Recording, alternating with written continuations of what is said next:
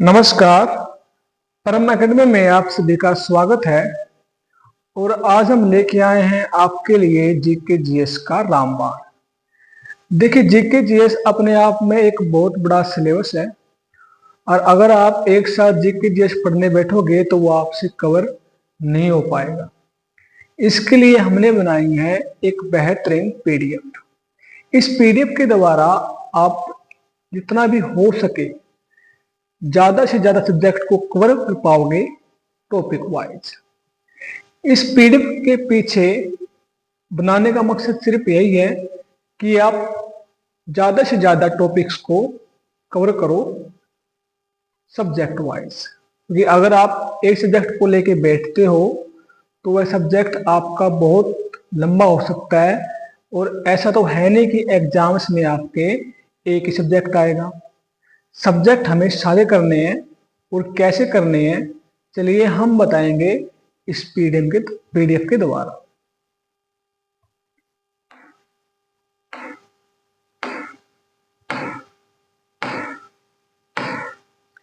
ये देखिए, ये वो इंपॉर्टेंट क्वेश्चंस हैं जो किसी न किसी एग्जाम्स में पहले आ चुके हैं और इन क्वेश्चंस के द्वारा हम अपने सब्जेक्ट को और अपने सिलेबस को कवर करने की कोशिश करेंगे। सबसे पहले हम बात करते हैं, यह क्वेश्चन कहीं आया होगा। ये जो क्वेश्चन है आपका, ये सब्जेक्ट है पॉलिटी और टॉपिक है इसका इलेक्शन एंड पॉलिटिकल पार्टीज।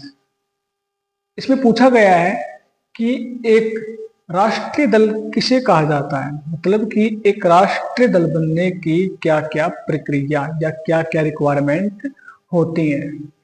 तो इसमें भारत के चुनाव आयोग द्वारा मान्यता प्राप्त वह दल जो लोकसभा या विधानसभा के आम चुनाव में 4 या अधिक राज्यों में कुल मतों का कम से कम कितने परसेंट प्राप्त करता है और साथ ही 4 लोकसभा सीटें जीतता है, उसे राष्ट्रीय दल कहा जाता है।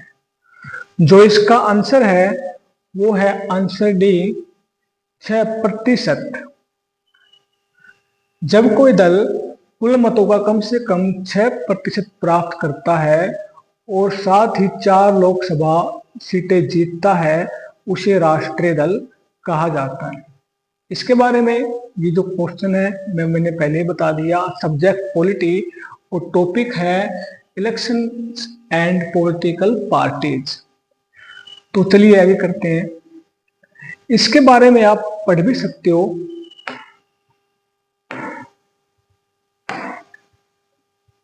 चुनाव आयोग, इसमें जो इंपॉर्टेंट क्वेश्चन बनते हैं आपके कि भारतीय संविधान का भाग 15वें चुनाव से संबंधित है। निर्वाचन आयोग की स्थापना संविधान के अनुसार 25 जनवरी 1950 को हुई थी। संविधान का अनुच्छेद 324 से लेकर 329 आयोग और सदस्यों की शक्तियों, कार्यकाल, पात्रता आदि से संबंधित है। कुछ extra points,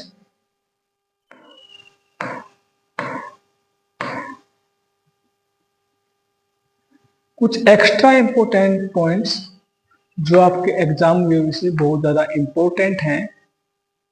extra point, Bharat 2013 में चुनाव में नोटा लागू करने वाला 14वां देश है। फ्रांस जो देश है वो नोटा लागू करने वाला पहला देश है। नोटा का मतलब कोई नहीं, नोटा का मतलब कोई नहीं। जब आप वोट गिरने जाते हो तो उस वक्त ये ऑप्शन आता है नोटा।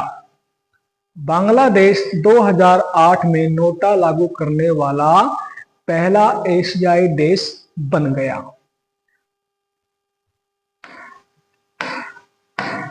वर्तमान समय में भारत में 6 राष्ट्रीय दल हैं, जिनमें से 6 के नाम हैं भारतीय जनता पार्टी, भारतीय राष्ट्रीय कांग्रेस, भारतीय communist party, Bahujan Samaj party, national peoples party और आम आदमी पार्टी। जो पंजीकरण है इनका, लोग प्रतिनिधित्व अधिनियम 1951 की धारा 29(1) के प्रावधानों द्वारा शासित होता है। आगे देखते हैं।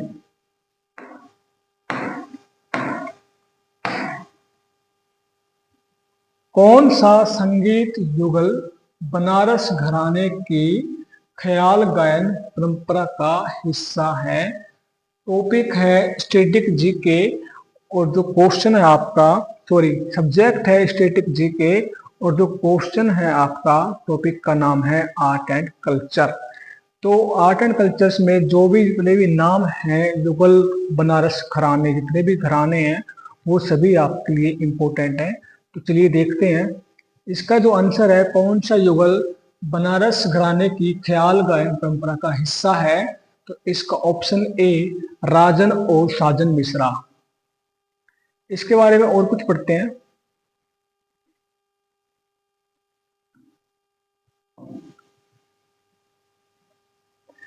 ये घराने हैं आपके ग्वालियर घराना, संस्थापक नत्थन पीर बख्श, हद्दू खान, हस्सू खान और मेहंदी हुसैन।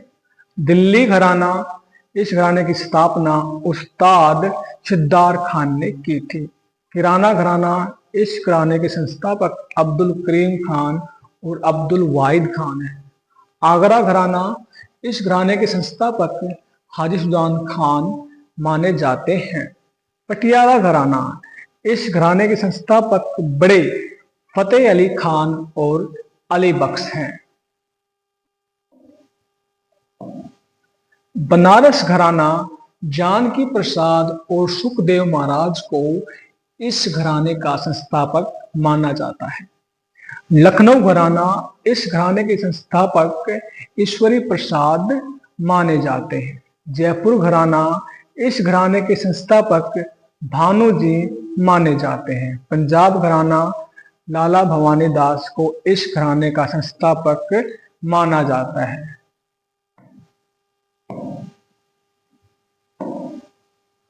प्रश्न नंबर 3, निवास स्थान के अलावा सैलामेंडर और घर की दीवार पर रहने वाले छिपकली में अंतर। तो सैलामेंडर और लिजार्ड दोनों में क्या अंतर होता है? सबसे पहला ऑप्शन है अंडे देने की विशेषता, बिल्कुल दोनों अंडे देते हैं, यह कोई अंतर नहीं है। अनियत तापी मतलब कि कोल्ड ब्लडेड, जी बिल्कुल ये दोनों कोल्ड ब्लडेड हैं। ऑप्शन नंबर 3, त्वचा पर सल्क, जी नहीं, सिर्फ सैलामेंडर के त्वचा पर सल्क होते हैं। इमेज में आप देख भी सकते हो, सैलामेंडर की त्वचा पर सल्क होते हैं। टॉपिक का नाम है फाइलम, और फाइलम भी कौन सा, इसके बारे में आप कोडेटा फाइलम, कोडेटा फाइलम में फाइलम से ये आपका क्लास है रेप्टेलिया, क्लास है रेप्टेलिया, उससे एक क्वेश्चन पूछा गया है। फाइलम कोडेटा 5 क्लासेस है इसकी, फिशेस, एम्फीबिया, रेप्टेलिया, एव्स और मैमल्स। अभी कुछ इमेज के द्वारा इसके एग्जाम्पल्स आपको दिखाएंगे।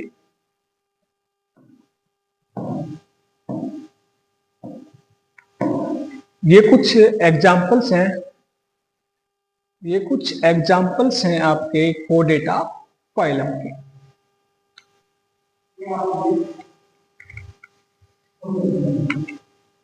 कोडेटा फाइलम की reptiles, birds, mammals, ground bug, human, amphibians, fishes कोडेटा फाइलम में आते हैं। कोडेटा का मतलब कोड, कोड मतलब रीढ़ की हड्डी। जिस भी जीव में रीढ़ की हड्डी है वो कोडेटा फाइलम में आते हैं। आगे चलिए।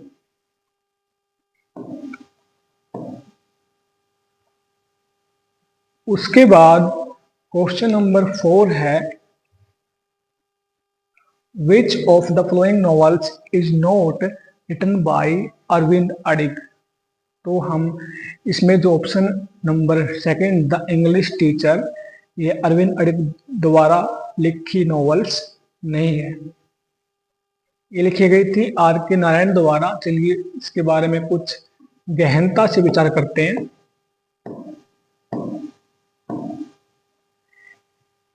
ये कुछ पुस्तकें हैं जो कि अरविंद अडिग जी के द्वारा लिखी गई है। द वाइट टाइगर 2008 में लिखा गया, यह उनका पहला उपन्यास है और इसके लिए उन्हें मैन बुकर पुरस्कार भी मिला था। Last man in tower 2011 Mumbai के एक अपार्टमेंट परिसर में रहने वाले लोगों के जीवन के बारे में है। एमनेस्टी 2020 में यह ऑस्ट्रेलिया में एक अज्ञात अप्रवासी के बारे में कहानी है। Selection day 2016 sports fiction novel by Aravind Adiga ji के द्वारा लिखी गई है। The English teacher written by R K Narayan 1945। उसके बाद कुछ इंपोर्टेंट ऑथर्स जो आपके एग्जाम्स में पहले भी आ चुके हैं। आर के नारायण की पुस्तक Malgudi days, Swami and friends. Arundhati Roy की पुस्तक है the good of small things, the ministry of utmost happiness. Salman Rushdie की पुस्तक है midnight children and satanic verses. Amish Tripathi की पुस्तक है Shiva trilogy and the Ramchandra series. Khushwant Singh, बहुत ही फेमस पुस्तक इनकी, train to Pakistan. Ruskin Bond की the bomb on the roof. Shashi Tharoor की an era of darkness and non fiction works. Amrita Sen की द आर्ग्यूमेंटिव इंडिया। आगे देखते हैं। यह क्वेश्चन आपका क्रिकेट से है और क्रिकेट अपने आप में एक टॉपिक है जिसकी पीडीएफ अलग से बनाई जाएगी। इसका जो राइट आंसर है वो है Lord stadium, England. In which stadium did Indian cricketer Sourav Ganguly take off and wave his T shirt? तो इसका आंसर है लॉर्ड स्टेडियम, इंग्लैंड।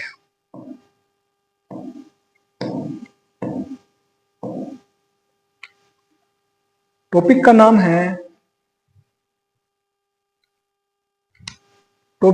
है स्कीम्स, इंडेक्स एंड स्कीम्स। जितने भी आपकी इंपोर्टेंट स्कीम्स है सेंट्रल गवर्नमेंट की, वो सभी इसमें दी गई हैं।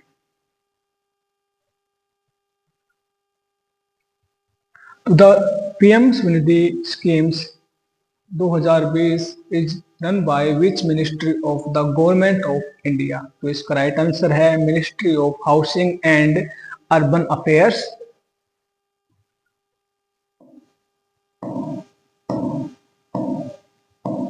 ये इतने भी आपके important government scheme, central government schemes हैं, वो सभी इसमें दी गई है।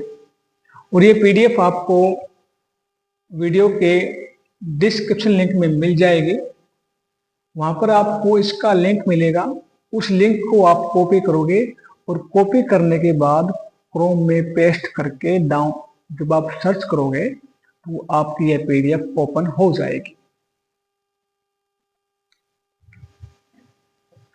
ये आप खुद पढ़ सकते हैं, इतने भी इंपोर्टेंट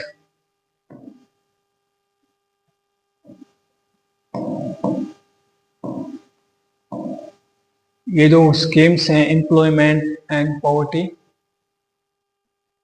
स्कीम्स को डिस्ट्रीब्यूट किया गया है बाय मिनिस्ट्रीज।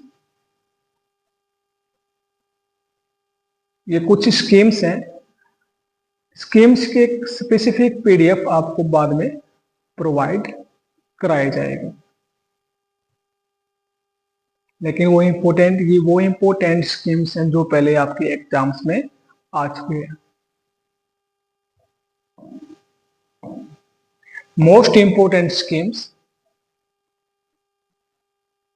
2021 की बहुत ही महत्वपूर्ण स्कीम्स हैं जो आपके एग्जाम्स में, एसएससी के किसी भी एग्जाम्स में आ सकते हैं।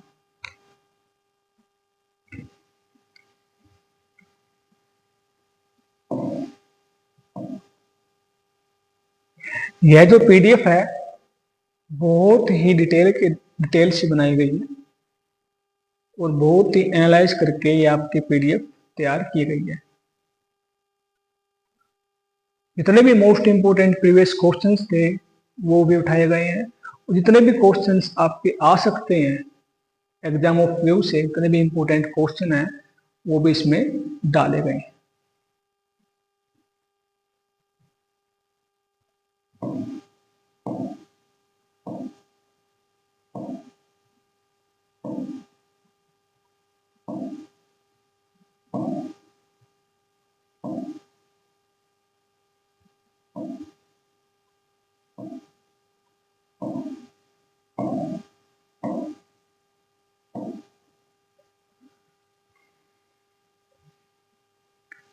Subject polity,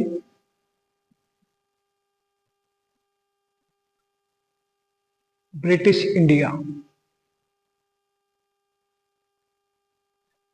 topic British India, subject polity. सबसे पहले दिया गया है चार्टर, इनके बारे में बात करते हैं। निम्नलिखित में से किस अधिनियम के बाद भारत पर ब्रिटिश क्राउन के नाम से शासन होने लगा? तो 1857 के क्रांति के बाद जो गतिविधि हुई उसके बाद जो शासन था वो ईस्ट इंडिया कंपनी से छीन करके ब्रिटिश क्राउन के हाथ में चला गया।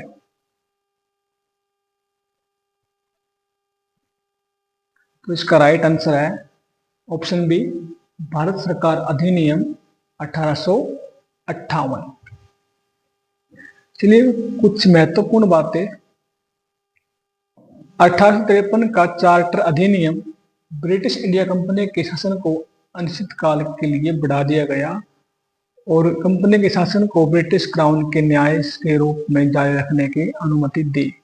चार्टर एक्ट 1833, इस अधिनियम में 20 वर्षों के लिए कंपनी के अधिकार को बढ़ा दिया गया। 1919 भारत सरकार अधिनियम बहुत ही महत्वपूर्ण अधिनियम है, इससे बहुत सारे प्रश्न आपके एग्जाम्स में आते हैं। सबसे पहला है 1919 भारत सरकार अधिनियम, जिसे मॉन्टेग्यू चैम्सफोर्ड द्वारा भी कहा जाता है, ब्रिटिश सरकार द्वारा पारित एक महत्वपूर्ण अधिनियम था जिसका उद्देश्य भारत में स्वशासन की बढ़ती मांगों को पूरा करना था। यह अधिनियम 1921 में लागू हुआ था। इस अधिनियम की मुख्य बातें, सबसे पहले हैं द्वैध शासन।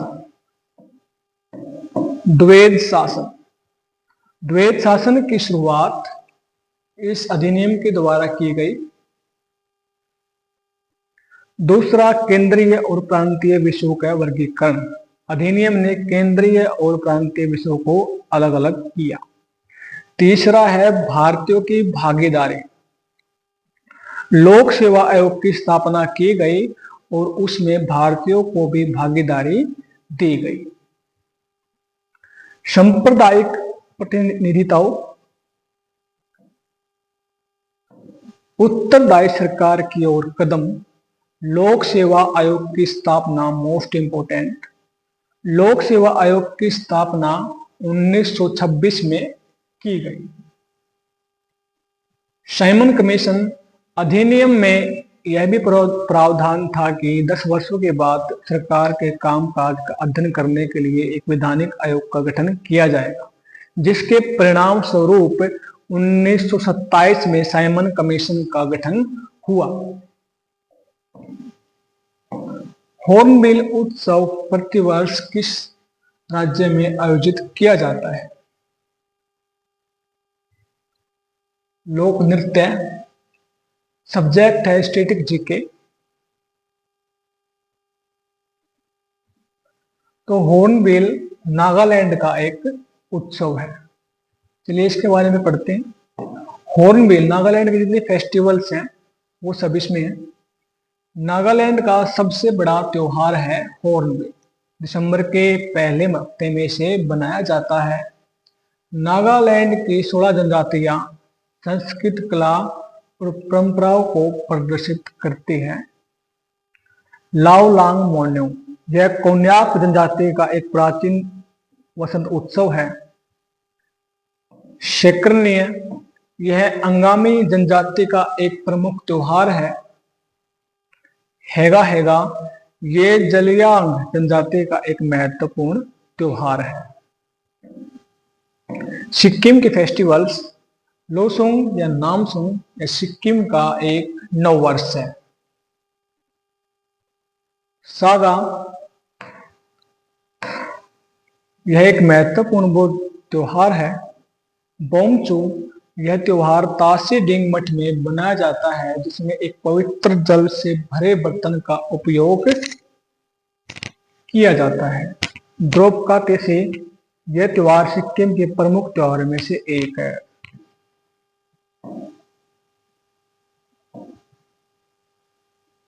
सोनम लोसार, यह लेप्चा जनजाति का नववर्ष है। त्रिपुरा फेस्टिवल्स, गरिया पूजा त्रिपुरा की एक प्रमुख जनजाति त्रिपुरी और रियांग द्वारा बनाया जाने वाला एक फसल उत्सव है। यह चैत्र महीने के अंतिम दिन मनाया जाता है।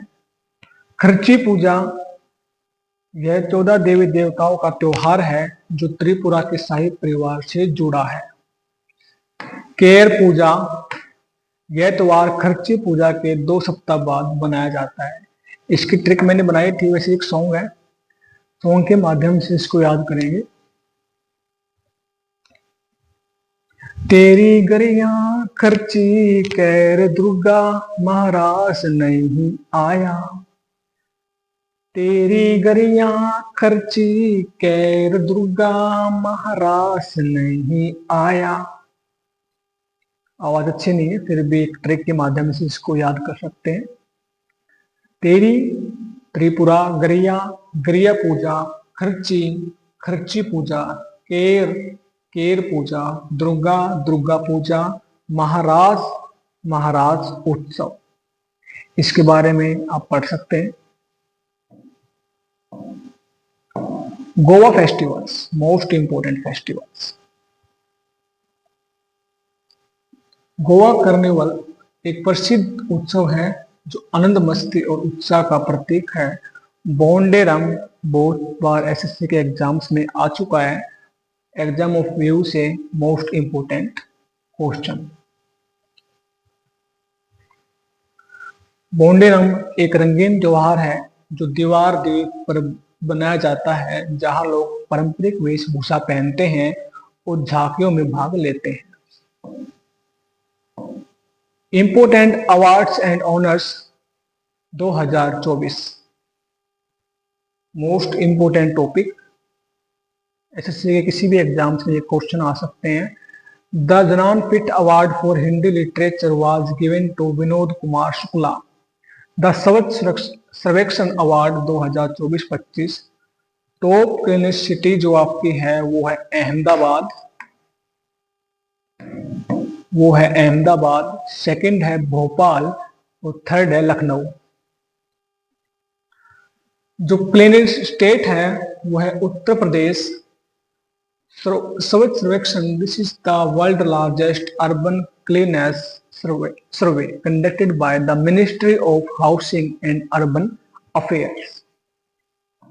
Most important topic 2024 Grammy awards, यह आपके 66वें ग्रैमी अवार्ड्स थे जिनको लॉस एंजल्स में करवाया गया था। Album of the year Midnight by Taylor Swift, Record of the Year Flowers, What's Song of the Year, Best New Artist Victoria Monet।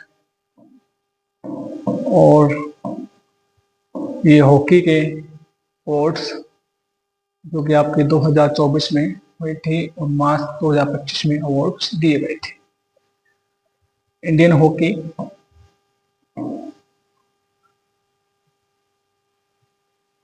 यह hockey की 100वीं एनिवर्सरी थी और 1975 में वर्ल्ड कप जीतने के लिए। Shweta Punia and Harmanpreet Singh were named players of the year. Shweta Punia और हरमनप्रीत को प्लेयर ऑफ द ईयर का पुरस्कार दिया गया। The 1975 world cup winning team received the Major Dhyan Chand lifetime achievement award. 1975 की वर्ल्ड कप विनिंग टीम को Major Dhyan Chand lifetime achievement award दिया गया। बस ये पीडीएफ यहीं तक। बहुत बहुत धन्यवाद पीडीएफ देखने के लिए। अगर आपको ये पीडीएफ पसंद आई तो आप कमेंट सेक्शन में बता सकते हैं, हम ऐसी ही पीडीएफ और तैयार करेंगे आपके लिए। धन्यवाद।